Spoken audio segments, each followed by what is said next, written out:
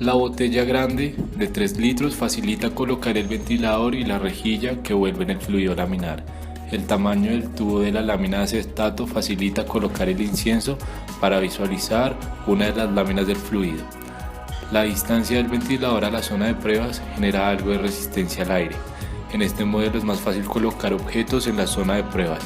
El radio de la botella grande es de 6 centímetros y la del tubo de lámina de acetato es 3.2 centímetros. Está hecha en su mayoría de materiales reciclados y se puede observar claramente el interior del tubo. Para construir la base se colocan los dos trozos de balso a cada lado sobre un trozo más grande que los une y garantiza que pueden quedar en línea recta y en la misma posición al momento de pegar el túnel como tal. El balso no transmite mucho más las vibraciones, permitiendo la visibilidad en la zona de pruebas. Es ligero, resistente y además su ensamble facilita unirlo al túnel de viento y evita los errores, aumenta la estabilidad de todo el modelo. Para poder observar los efectos del fluido, en este caso el aire sobre un objeto, es necesario convertirlo en fluido laminar usando una rejilla o filtro que se coloca delante del ventilador. En este caso nos inclinamos por una rejilla compuesta por trozos de pitillos de 2 mismo diámetro, aproximadamente 0.4 centímetros y de 1 centímetro de profundidad. El pequeño tamaño de cada pitillo y su gran cantidad crean una rejilla óptima para crear láminas delgadas y definidas. La rejilla es la que permite destacar solo algunas de las láminas de fluido con el humo del incienso. Este humo también nos permite detectar si existe alguna clase de turbulencia causada por un mal funcionamiento de la rejilla. En este también podemos observar su difracción al avanzar por el tubo en la zona de pruebas en la que se estrecha y cuando se vuelve a ensanchar. El ventilador es de 12 voltios y lo usamos tanto con una batería de 9 voltios como con 2 de estos. La velocidad del viento no era lo suficiente como para ser calculada, siendo que moviera alguna circunferencia, por lo que tomamos el humo como referencia para hallar la misma. Una vez se destaquen algunas láminas de fluido, podremos observar el efecto del fluido contra los objetos que se coloquen en la zona de pruebas. El modelo final se construyó utilizando una botella grande de 6 centímetros de radio con una zona de pruebas con un tubo de lámina de acetato con 3,2 centímetros de radio. Este se sostiene con un trozo largo de balso que une los dos que van pegados a las botellas. El ventilador se colocará sobre el restante del soporte que hay a la salida de la botella. Delante de este se colocará el filtro o rejilla que se compone de pitillos con el mismo radio que el de la botella grande, o sea 6 centímetros. Además se colocará un incienso a la entrada de la zona de prueba para poder observar con claridad una de las láminas del fluido y analizar su comportamiento con respecto a los diferentes objetos que se quieran probar.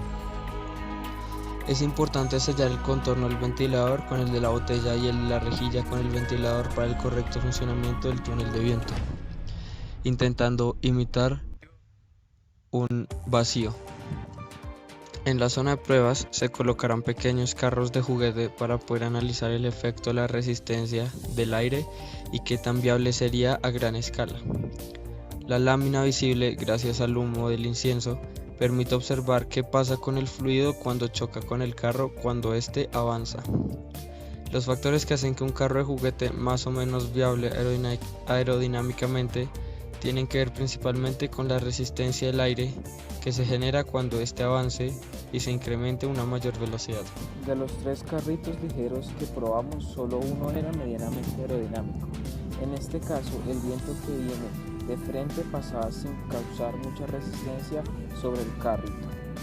Además, las corrientes resbalaban por la superficie curva de la parte superior del carrito, minimizando el efecto del aire que viene de frente, pero las corrientes solo pasaban sobre el techo sin ser dirigidas, por lo que no se genera una fuerza significativa hacia abajo.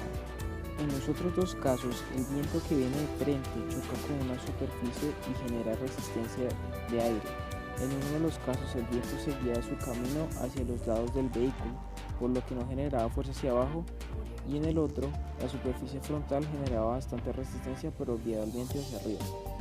Además, probamos otros 3 carritos más pesados. Estos no tenían una escala tan similar a la del túnel del viento, por lo que no necesariamente los resultados están proporcionados correctamente. Estos carritos eran más complejos y correspondían más exactamente con un automóvil a escala real. En 2 de estos casos, los más similares a un automóvil común, El viento no creaba mucha resistencia y el viento pasaba sobre el carrito, dándole algo de estabilidad a gran escala. El último, con una forma más peculiar, se dirigía al viento hacia las direcciones específicas arriba y atrás, haciendo posible que tuviera un aumento en la fuerza hacia abajo a escala real. En el sistema, que es el túnel de viento, podemos observar dos zonas claras: las botellas grandes y la zona de pruebas. Para este sistema aplican diferentes teoremas y ecuaciones. Muchos dependen de la velocidad, que en nuestro caso no es precisa, dado que la velocidad que generaba el ventilador no era la suficiente para mover algún tipo de mecanismo o circunferencia que permitiera medirla de manera más precisa. Medimos la velocidad usando el humo producido por el incienso como referencia, la cual nos dio valores no muy precisos. Además, la fricción hace que la velocidad se vaya reduciendo a medida que avanza el fluido. Para este sistema aplica el teorema de Torricelli, pudiendo eliminar la parte que tiene que ver con la altura, hacer esta constante para el modelo. Con las partes restantes de la ecuación podemos despejar los diferentes valores para agrupar las presiones y las velocidades. También aplica la ecuación de continuidad, que establece que el caudal debe ser constante. En este caso, la fricción afecta los resultados que se podrían dar de esta ecuación, pero se mantiene que en la zona de pruebas la velocidad debe ser mayor que en las botellas, dado que su área es menor. Sabemos que hay mayor presión en las botellas que en la zona de pruebas, dado que a mayor velocidad se da menor presión. El flujo másico también se puede calcular para el modelo. Para este caso tomamos la densidad de fluido como la densidad del aire a temperatura y presión normales.